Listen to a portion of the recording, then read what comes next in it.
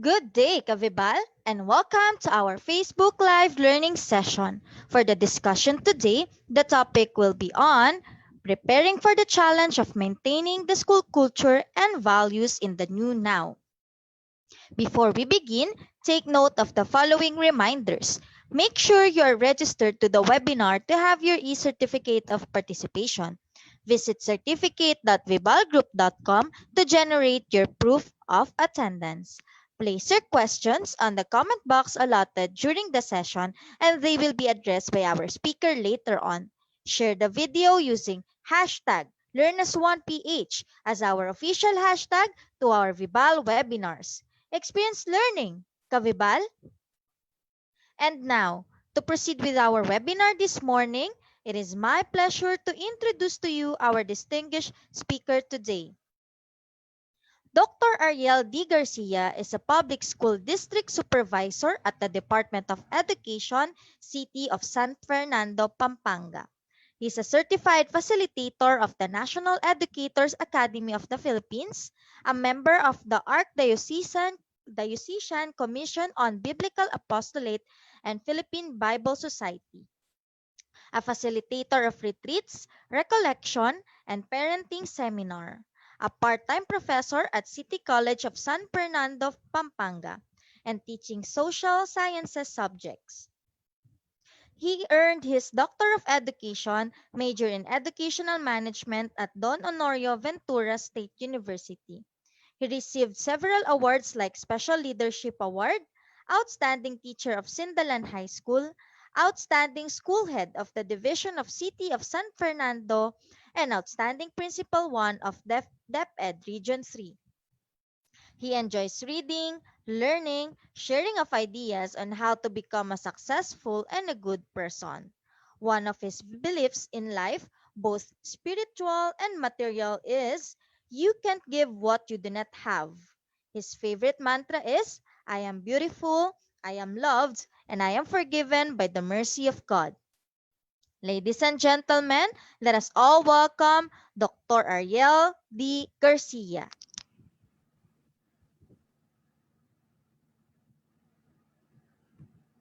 Thank you. Thank you.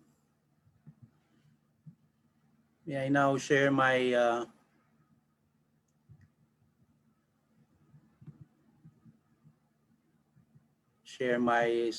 screen.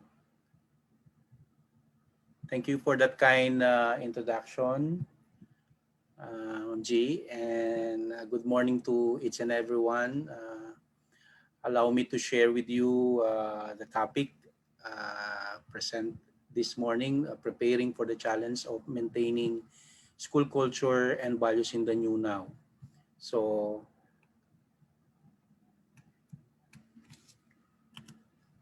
our objectives for this morning webinar, at the end of this webinar, the viewers should be able to explain the division's cultures and values contribute to the attainment of its goals and describe various ways for the division to maintain its mission amid the pandemic. So I need to share with you and be focused on what we are doing in the division of City of San Fernando. So my outline is again what and why culture and values is very important in our organization and the forces of education and the ways to maintain our mission. I choose these three principles, no, the MAS principle, the open space technology, and the IST principle. So culture and values, when we think our success, we think of many ways by which it can be achieved for a corporation. Success might be defined by its financial capability. So they talk about concrete and tangible metrics, revenues, net profits, etc. But there are other factors that make organizations successful. For me, personally, I think an organization culture and values play a more important role in achieving an organization goals. An organization may have plenty of cash, but if its members have a culture of being lazy, for example, we can predict that the organizations will not do well in the future. Culture and values are both intangible. It will be difficult to assign numbers of them. For example, DepEd could say 70% ang rating ng culture. O kaya naman ang DepEd Region 3, masasabing 90% ang rating for culture. But nonetheless, culture and values are experienced and observed by each and every one of us. Based on the definition that I prepared on the screen, culture is a collection of practices, processes, and interaction that make up the work environment. Example of cultures, an organization might be too political, where all employees try to fool each other. Anong kultura meron? I can ask, allow me to ask you a question, my dear viewers, that ano ang kultura sa inyong division? Ano ang kultura sa inyong eskwelahan? Values, on the other hand, are guided decision making. For example, is honesty a value in the organization? Respect? What is your value in your division? What are your values in your schools? Culture and values are closely related since most of the time, your culture is anchored on your values. If one of your values is being honest, we can expect the culture as openness where anyone can approach anyone to discuss concerns and suggestions. So it is very important that we have to inculcate in our organization the importance of culture and values.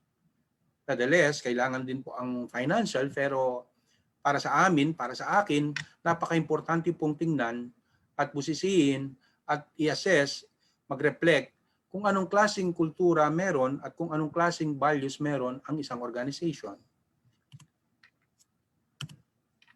The culture and values in the division of San Fernando are guided by the 4Cs.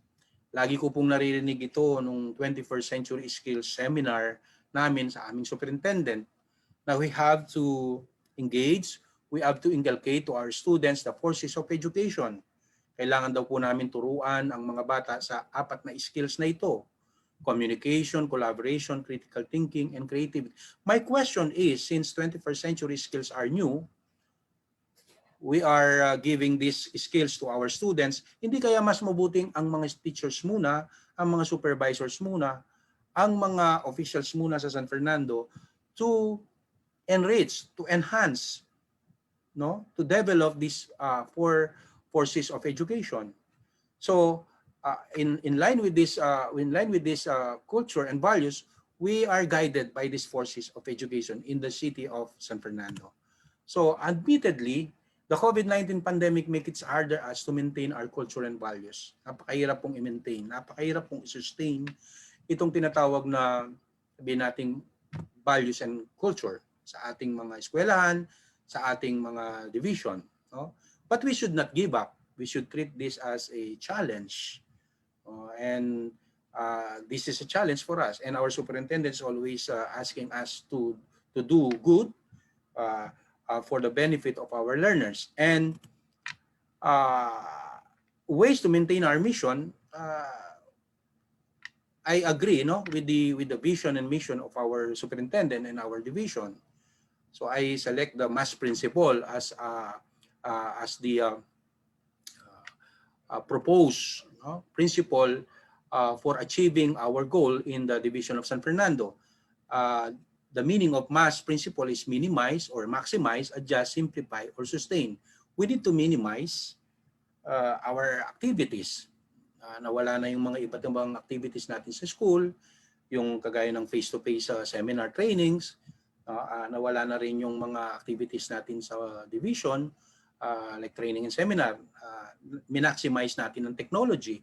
We adjust, we simplify. We need to simplify things, and we need to sustain. How can we deal with this MAS principle? Ito po yung ginawa namin na naisip kong share sa inyo na paano namin ginawa itong preparasyon for and maintain this culture and values in our division. Prioritization, number 1. We need to prioritize everything what we do. No? Kagaya ng superintendent namin, laging sinabi, the Pareto principle. Hindi pwedeng balansein sa percentage ang input sa output. Dapat mas malaki ang output kaysa sa input. No? That's Pareto principle, 20-80% of action, no? yung prioritization. Prioritize the most need materials of the school, the most need service of the school or the division. Number two, principles of gradualism. No? I find it out very interesting and very effective itong principle of gradualism. Oo, may new normal pero kailangan pa rin magkaroon ng aksyon. Kailangan pa rin umusad ang mga serbisyo.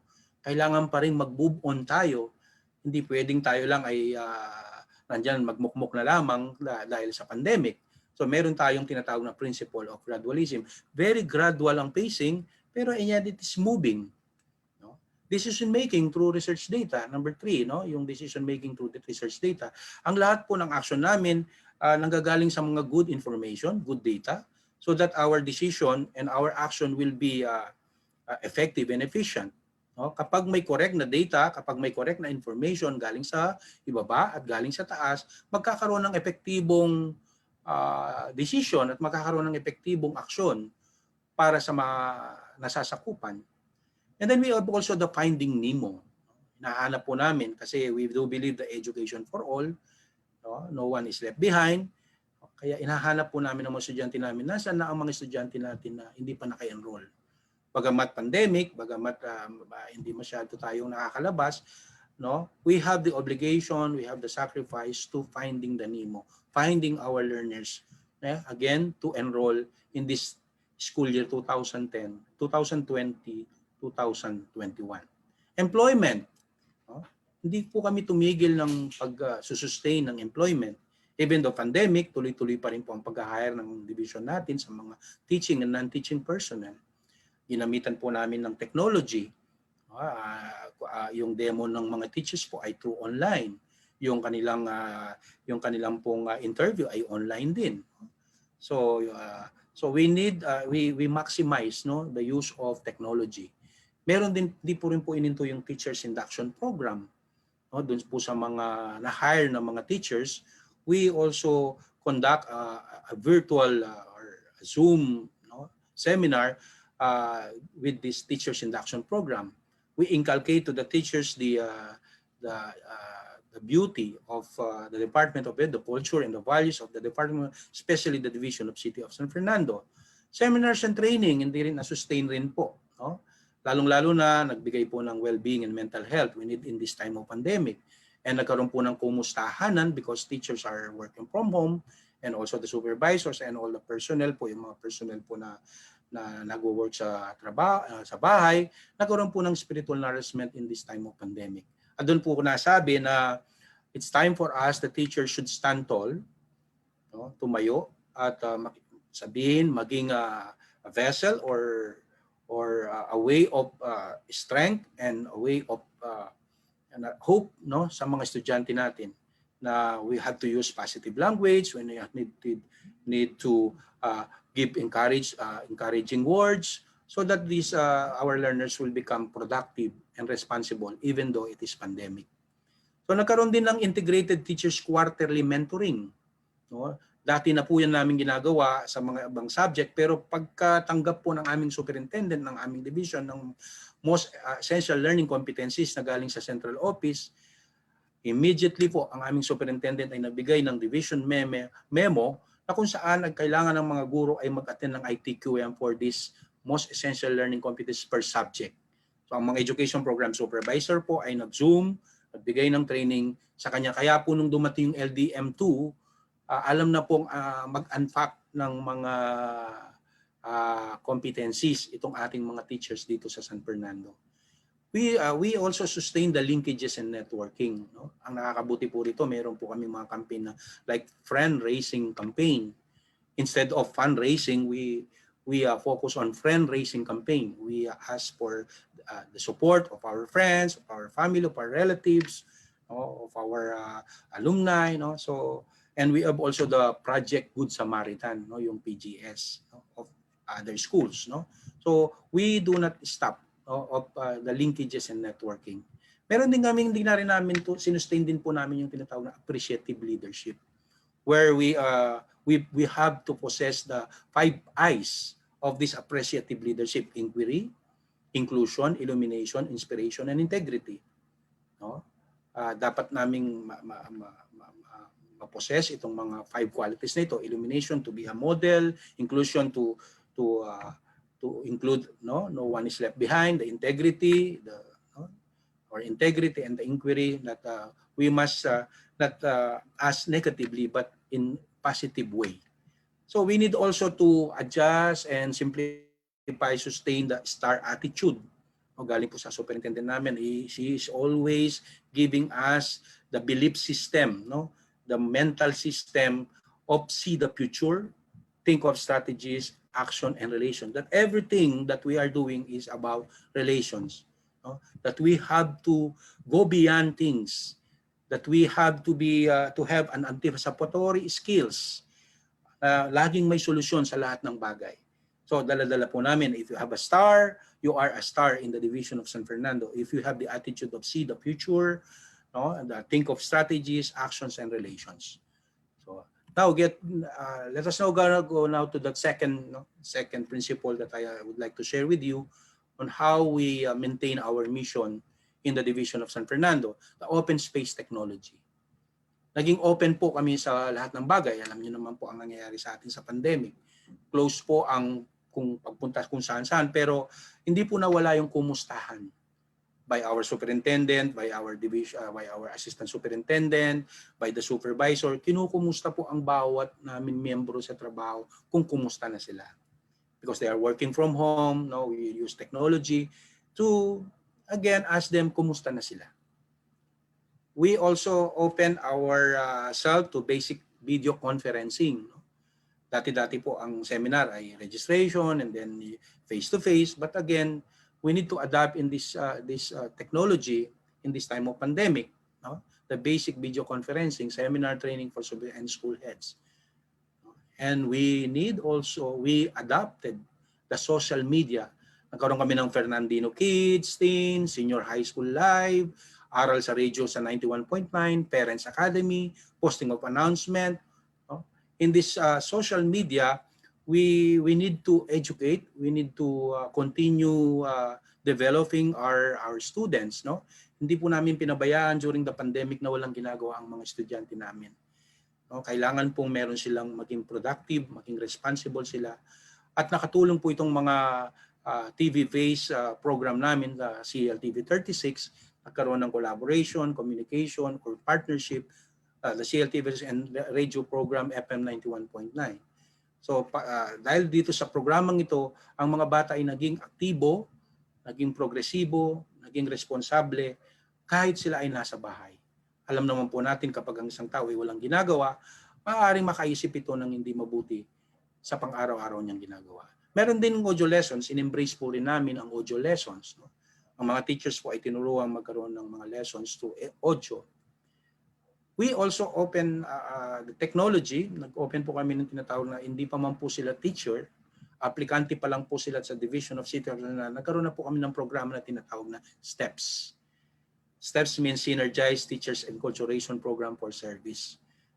We already give them the clue, the view, the picture of what really is a teacher, of what really an employee of the Department of Education, ano yung mga dapat nilang i-commit kapag sila ay na-hire na sa DepEd Division of City of San Fernando. Again, the last is strengthening the capability of the guidance teacher, because we do believe in this time of pandemic, during the opening of the school year, maraming mga bata ang nangangailangan ng psychological first aid. Kasi biglang nagkaroon ng changes sa ating pamumuhay. So we need to enhance, capacitate our guidance teachers in every school. There should be an effective and efficient guidance teacher in giving psychological first aid. At ito po ginawa ng mga guidance counselor natin, mga professional, mga licensed guidance counselor, nagbigay ng seminar sa mga guidance teachers. At hindi lang ang trabaho ng guidance teacher ang mga bata, kundi pati mga magulang o mga nasasakupan ng isang eskwelahan. So we need to tap our guidance teachers in this time of pandemic, or in this time of the opening of school year 2020-2021. We have also to maintain our mission and we The third one is I choose the ICE principle, giving inspiration or inspire, challenge, empower, demands on task to excellently act. No? We give recognition and appreciation. No? Like for example, in this month is we are celebrating the Teachers Day. No? The World Teachers Day. We give recognition and appreciation to those people who perform well in their assigned tasks. No, nagbigay po kami. Kaya lang virtual din po ang ibibigay na recognition and appreciation. So, we continue to inspire the people of the division of San Fernando, no, the DepEd division of City of Fernando, by giving recognition and appreciation. So this is it: to inspire, to challenge, to empower, and demand on task. No, uh, always looking forward. So this is ICE principle: the inspire, the challenge, empower, demand, or task to excellently. Happiness. No? Hindi po na ito yung tinatawag naming happiness because in receiving our salary, we we uh, we say it happiness. No? In a layman's language po sa amin, ang password po ay happiness when we receive our salary. So nakakadagpugdag po ng inspirasyon nito na on time po ang kultura, or we value the people around us, the people of the officers and the personnel, I may say, of the Division of San Fernando, ay on time po ang kanilang salary, on time po ang aming sweldo. Because our superintendent believe that if you give on time their salary, they can also help their families, no? In support of the education of their children, yung mga teachers, no? In support of their relatives. So na-enhance po yun, nagbibigyan ng tuon ito pong pagbibigay ng nasa tamang oras na pasweldo sa ating pong mga empleyado sa DepEd City of San Fernando. Medical check-up. Alam naman natin, nagkaroon tayo ng well-being and yung mga seminar na binigay, at hindi lang seminar ang binigay, kundi nagbigay po ang siyudad ng San Fernando ng medical check-up. Ito po ginawa ng mga nurses sa atin sa Division of San Fernando, mga doctors natin sa siyudad ng San Fernando, DepEd City of San Fernando. No? Kailangan compulsory ang lahat po ng empleyado ay makapag-check up sa division, virtually or personally, makapunta doon with the proper sabihin nating mga gadgets na for protection, ay nagkaroon po ng tinatawag na medical check-up. No? Para fit po tayo, makita na fit po tayo sa ating trabaho. Individual work week accomplishment report. Na-challenge po ang ating mga principals na nag-order ang ating superintendent na all the school heads should submit their individual work week accomplishment reports. At the end of the week, the school head should submit his or her accomplishment report or work week accomplishment report to the supervisors, PS Public School District Superintendent, and to the assistant superintendent. Why? Ang gusto po kasi ng superintendent natin matutukan, no? Ma-validate, ma-check kung ano na po ang progress na ginagawa ng ating mga school heads sa kanilang kanya-kanyang eskwelahan. This monitoring could help our superintendent in deciding things, no, in making memo, so that our services, no, our functions will become more effective in our own community. So napakaganda po nitong pinagawa sa atin ng superintendent na IWARS na tinatawag, na nakikita every week ang progress, no? And binabalidate po, tinatawagan po ito ng mga supervisors natin. Tinatanong kung merong mga best practices na ginagawa natin sa mga school na pwede namang i-adapt ng ibang mga ibang school heads sa ibang school, no? So the supervisors, the public school districts are always collaborating and sharing of what they learn, what they validate sa mga school na assigned schools nila. Kaya there is already a collaboration or the 21st century skills na ginagawa mismo sa CIDPSDS group. So napakagandang practice na ito ng DepEd City of San Fernando, na kung saan there is a brainstorming, collaboration, no, sharing of ideas, And nakakatulong itong iWars na sinasabi ng ating mga school heads. No? Like for example, we have also we use IST principle, the TQM on customer focus. The superintendent is always inculcating to us yung customer focus, no? The satisfaction of our customer. Kaya anong ginawa? Before the opening of the school year, nagkaroon ng reproduction of SIPACs, yung modules, no? Sa ating mga kanyang school. May kanya-kanyang risograph. Kung wala mang risograph ang isang school, pwede siyang manghiram sa kalapit niyang eskwelahan. No? There is sharing of resources among the school heads sa kanilang cluster. No? And school head also prepared the fabrication of alcohol dispensers because we do believe na pumupunta po ang mga teachers natin dyan, ang mga magulang, pumupunta sa school. So we need to have a alcohol dispenser to disinfect, no, our hands, our body in coming to school, no? At isa po sa mga programang pang napagawa dito sa Ciudad ng San Fernando, itong construction of hand washing area near the gates to sustain the cleanliness and the disinfections of our hands. Baka hindi po masustain yung alcohol. Ang ginawa po ng mga school ay nag-construct po sila ng hand washing area near the gates of the school. And likewise, nagkaroon po ng marking, no, yung mga marking inside, yung footstep marking for social distancing.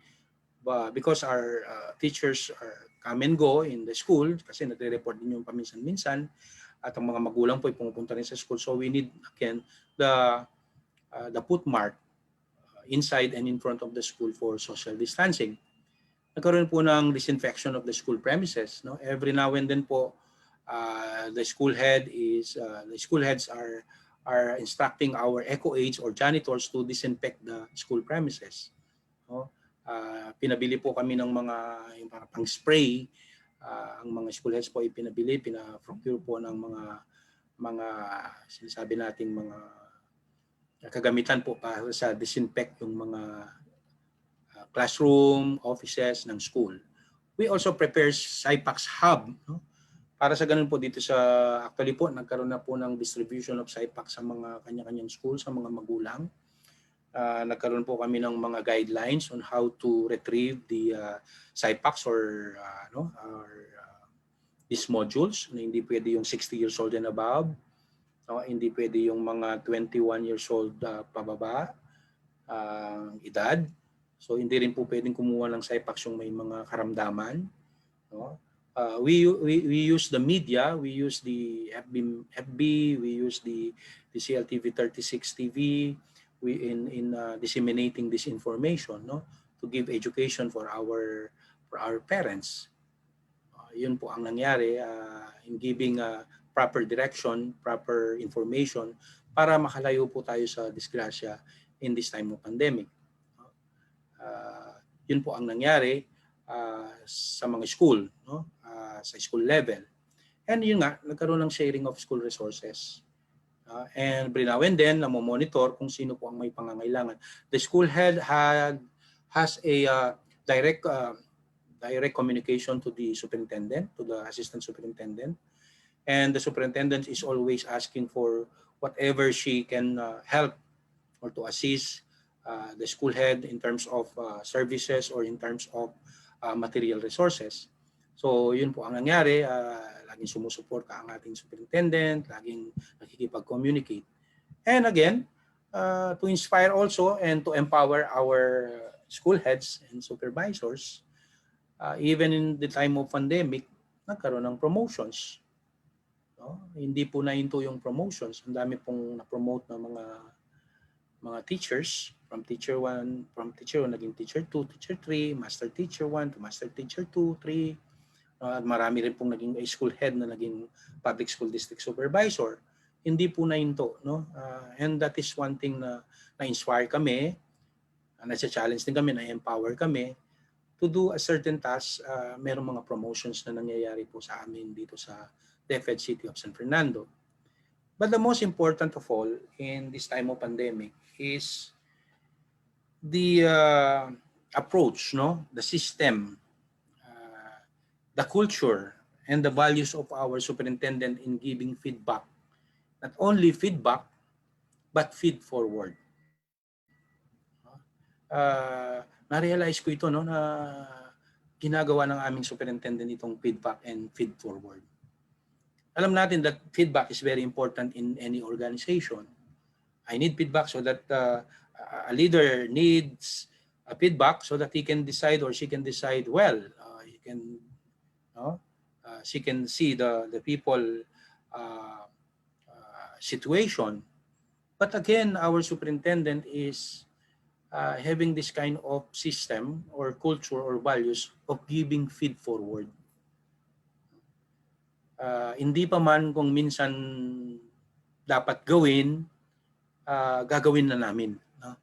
Meron siyang tinatawag ngayon nga, yung star, see the future. No? She has the gift from the Lord na to see the future. And she is always thinking of the strategies on how to do this. Kaya laging star, no? Laging star ang aming movement, ang aming action.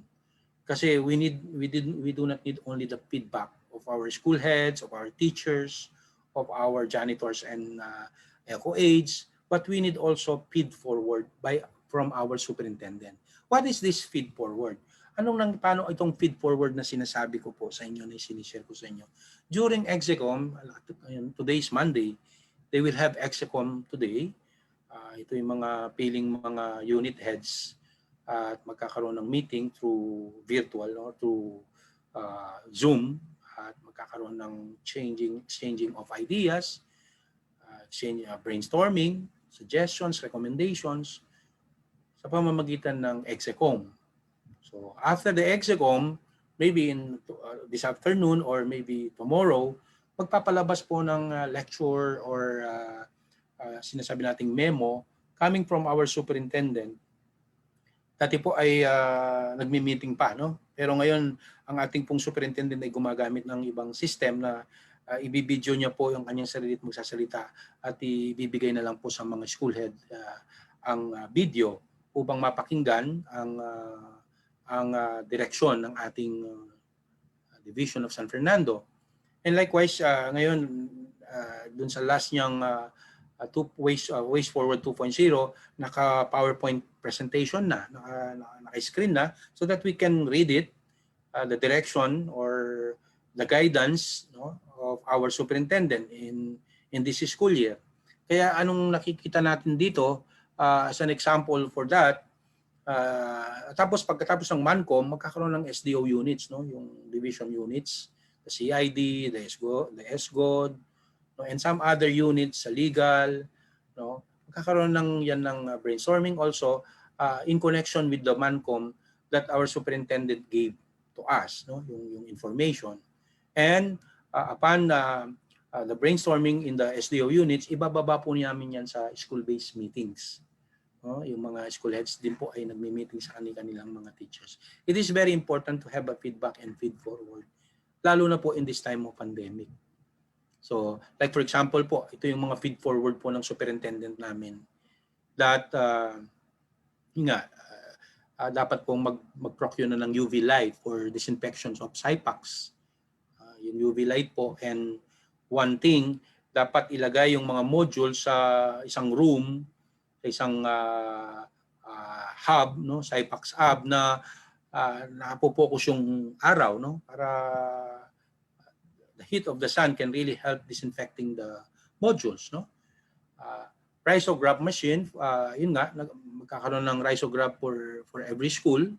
Ito yung sinabi ng aming superintendent na complement of the city government.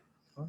Kasi nga, hirap po tayong mag-reproduce ng SIPACs o ng modules, kaya ang city government po ay magbibigay ng mga rhizographs for every school.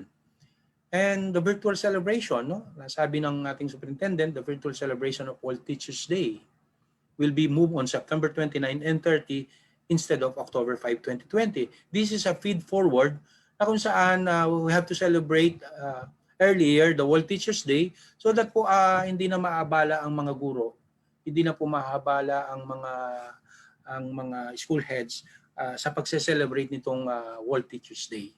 So dahil ano ang dahilan po ng ating superintendent that everybody will be focused on the smooth opening of classes.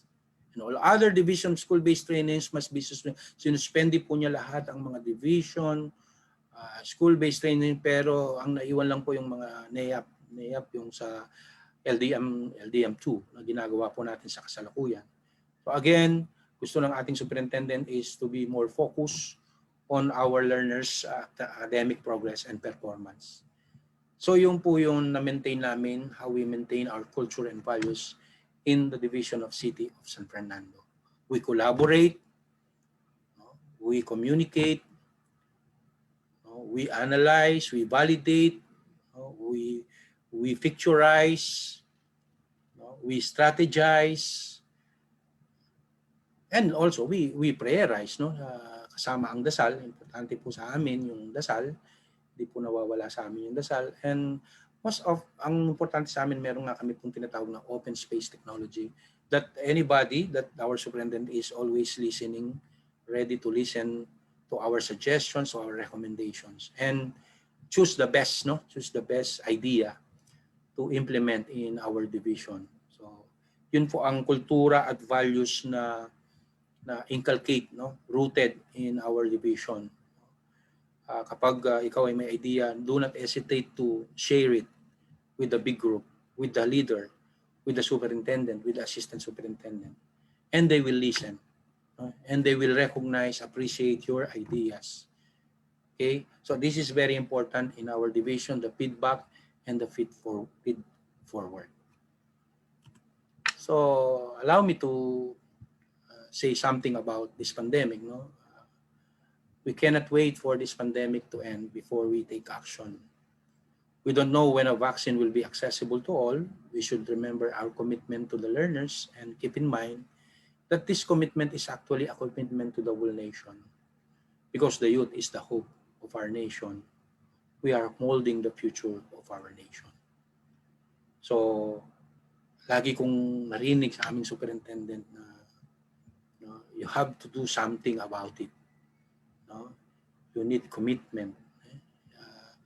We need to be part of this mission to inculcate strong commitment in our dear teachers, of our dear teaching personnel and non-teaching personnel. So napakaganda po itong aming kultura at values na ginagawa dito sa Ciudad ng San Fernando. And I would like to share with you the last statement from the call this the memo or the MANCOM, the division memo, and our superintendent gave us the beautiful sabihin nating message for all of us that education is the most powerful vaccine we can use to protect our learners from risk brought about by this health crisis. So the superintendent is inculcating us to never cease to learn, to never stop educating our learners. And even our parents, alam po namin na kailangan po. At isa sa mga experience ko po sa being supervisor yung we need to inculcate to our parents that they should again the first parents, the first teachers of their children. So we need to collaborate and work together for the betterment of our learners, so that maganda ang kinabukasan nila. At hindi lang kinakailangan, di ba, meron tayong sinasabing it takes a village to educate a child. It takes a village. And sinabi natin, sama na natin siguro yung technology. It takes a village and technology to educate a child. And nowadays, this time of pandemic, So there is a abrupt change of how to deal with this education in the 21st century in this time of pandemic. So with the help of God, we can sustain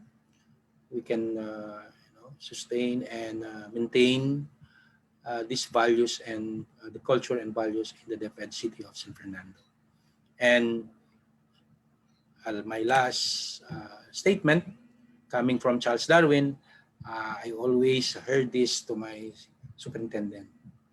Sa panahon daw po natin ngayon, it is not the strongest of the species that survives, but the most adaptable. The person who can adjust, the person who can minimize, the person who is open for suggestion, who is adapting the open space technology, uh, the person who can manage stress, is the one who will survive in this time of pandemic. Hindi raw po yung matalino ang magsusurvive, kundi po yung flexible and adaptable, or sabihin nating versatile na pagkatao sa panahon na ito. So, my dear viewers, thank you so much for listening.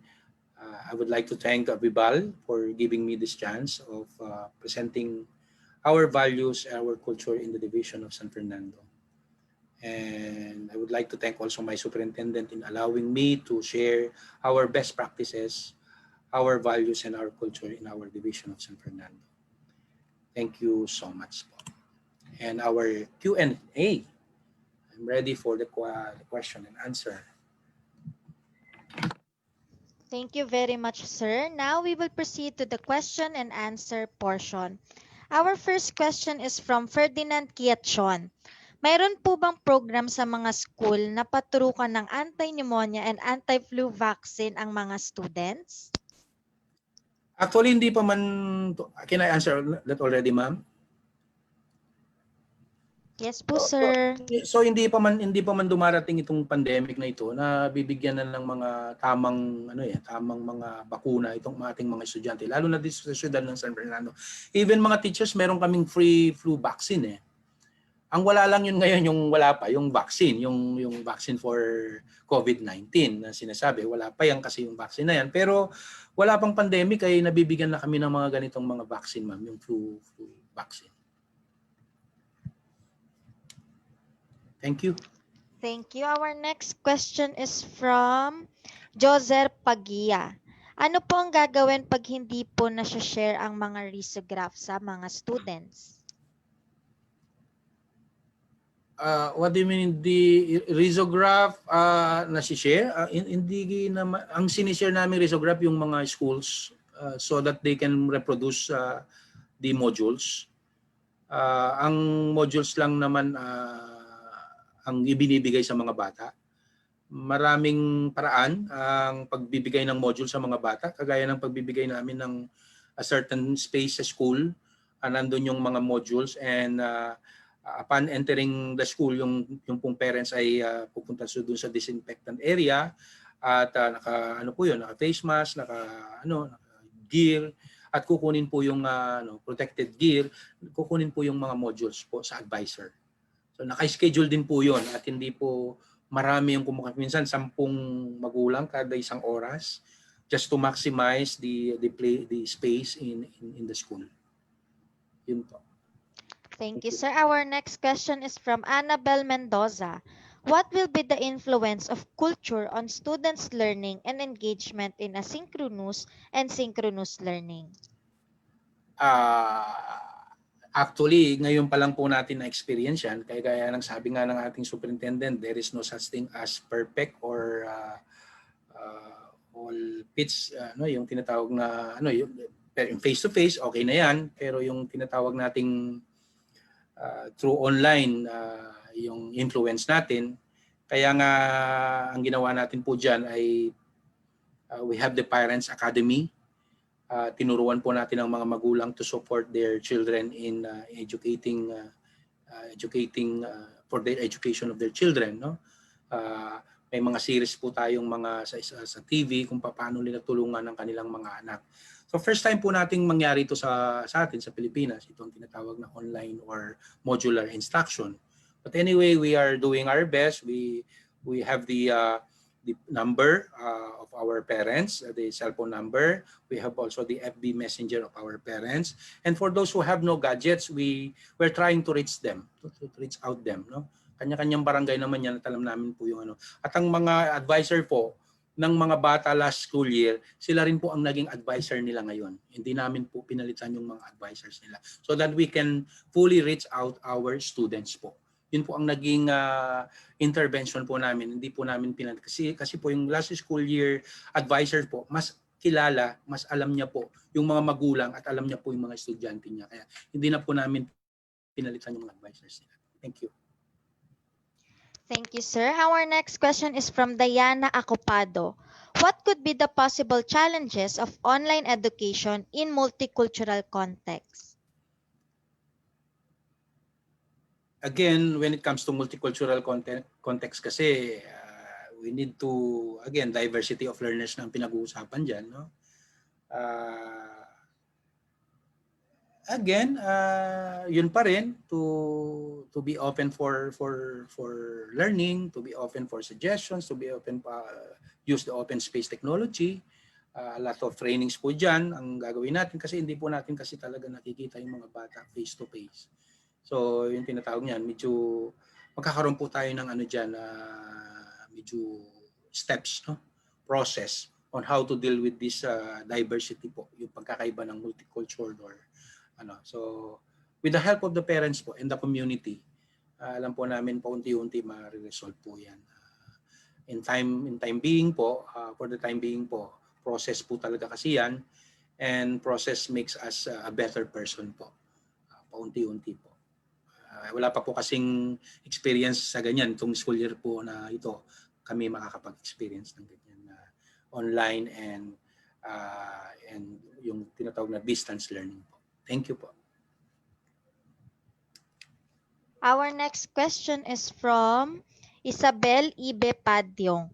Good morning po, sir. Marami pa pong teacher ang di pa po nakaka-cope up sa new normal. Yes. Ano po ang pwedeng maitulong ng division para makatulong sa amin?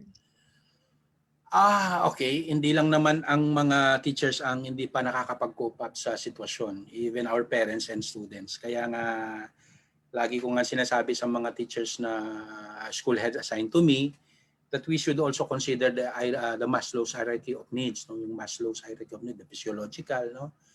The security, the happiness or belongingness, the self-fulfillment and self-actualization. So, kasi may mahirap nga na sa sitwasyon natin, lalo na nawalan ng trabaho yung mga ibang kasama natin sa bahay. So, again, physiological needs yun, no? Yung kanilang hierarchy of needs. Again, an open heart, no? An open ears and heart doon at communication, 21st century skills, yung sinasabi ko nga ang forces of education, that we have to strengthen that. We collaborate dapat, sabihin kung ano yung mga nararanasan. No? And in fact, meron tayong, this coming school year, itong opening na to, meron tayong division care, parang call care center, wherein ang mga teachers, ang mga students, ang mga parents can call for tutorial, for academic reason, yung mga hindi nila naintindihan reason. And plus, meron tayong tinatag na guidance services. Alam nyo na, yung mga estudyante natin na hindi nakakapag-cope up, yung nadi-depress, they can call hotline in the division so that they can hear some suggestions, recommendations, no, para maging maayos ang kanilang mga nararamdaman in everyday, in the walks of life everyday po. So yun po yung may tutulong natin. Ang division po ay may call care center po, tutorial academic, and yung tinatawag na first aid po sa psychological awareness. Thank you po. Thank you, sir. And our next question is from Cabrera Tenadreb. Can we have the permission to use Project ICE po but with modifications? Thanks. Yes, why not? That is for everybody. Just to use it for good, for the development of our learners, of our teachers, of our supervisors. Pwede po yan. Minodify din namin, dati po yan, ice lang yan eh. Ang superintendent po, nung nag-usap kayo, lagyan ng tea. Kaya namomodify naman po yan. Thank you po. Okay lang po, madam po. And last question from Ferdinand Kietchon. Kapag po ba nawala ang COVID, ay itutuloy pa rin ninyo ang online and modular distance learning sa inyong school? Kapag nawala na yung yung COVID, I think mas gusto ng mga teachers kasi and even supervisor and even our siguro lahat ng teaching personnel or even natin gusto nila yung face to face, no? Because there is a social learning kasi. Importante kasi yung merong talagang discussion face to face, the feelings, the behavior makikita mo dun sa face to face, no, learning. But again, dati naman natin ginagawa din yung online learning yung online learning. Pero hindi full blast na ginagamit. Siguro itutuloy din natin, it enhances the the what they call this, the learning process of our students kapag engage sila sa technology. Para sa akin itutuloy natin. Kaya lang we should balance it. Kapag wala na yung vaccine ay wala na yung COVID-19, we should balance it. May face to face and at the same time we use technology because sabi ko nga it takes a village and technology to educate a child nowadays. Kailangan na natin mag-level up sa technology. Thank you. Another question from Karen Brinas. How can we maintain culturally responsive teaching in distance learning? Again, sinasabi ko nga sa mga guro, again, inuulit ko napaka-importante na enhance, strengthen yung 21st century skills, yung courses of education. Ibig sabihin ng communication is not only through online through yung call lang yung bang kumustahin mo lang, kumustahin yung mga magulang, kumustahin yung mga anak, no? Always put ourselves in the no? Put our shoes on the shoes of our parents, of our learners. Siguro makakatulong yun na maintindihan natin kung nag-a-adjust tayo, nag-a-adjust din sila. No, yung feed forward, no, yung visualizing na hindi lang tayo ang nahihirapan sa sitwasyon na ito, hindi lang tayo ang nag-a-adjust nito, sila rin. So kung ganun tayo mag-isip na hindi lang tayo ang nag-a-adjust, sila rin, ay we can complement each other. Kasi dalawa naman yan, two C's, complement and complement. Complement means hindi naman tayo pwedeng mabuhay na nag-iisa, hindi naman tayo pwedeng mabuhay na tayo lang. So we need them. And complementary, siguro dagdagan natin yung magic words, no? Affirmation, giving thanks, praising them, encourage them, no? Giving hopeful language. Makakatulong po siguro yun. Ang ano dito, ang challenge po sa atin, ng mga teachers po dapat, they have to stand tall. Ang sabi ko nga, dapat kayo po ang magsabi ng mga magagandang salita, mga hopeful language, mga positive language, to strengthen them, to strengthen their faith, no? To give them hope, na darating ang panahon, mawawala rin naman itong COVID-19 na ito. So yun po siguro, no? Encouragement, full of encouragement. That's all the questions we have for now. Any last reminders to our viewers for today, sir? Again, try to be committed in your words and in your actions. No? Integrity is very important. And according to my research, integrity means your competence and your character. Character and competence equals to credibility or yung pagkatao mo. So, napaka-importante ng competence, kaya nga ang mga guro natin na kailangan mag-embrace itong new normal, technology, and at the same time, do not forget our attitude, our values and culture. Hindi pwedeng isang tabi. No, we have to maintain, sustain this culture and values. May nagsabi nga sa akin, alinsin mo yung values and the organization will fall. Napaka-importante ng values sa isang organization. So, yun lang po. Maraming salamat po sa Bibal. Maraming salamat sa mga teachers na nandito sa webinar na ito.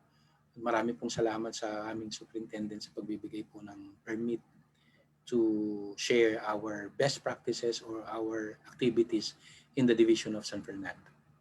And thank you, Ma'am G and Ma'am GM for supporting me. There we have it. In behalf of Vibal Group Incorporated, I would like to thank our speaker for today for this very eye-opening and insightful learning session. It is an honor to have you with us today, sir. And to all our Kavibal viewers, all thanks to you for your continuous patronage to our daily learning session. Don't forget to register to get your e-certificate of participation. We also encourage you to subscribe and watch on our official Vival Facebook and YouTube channel. Muli, maraming salamat at magandang araw sa ating lahat.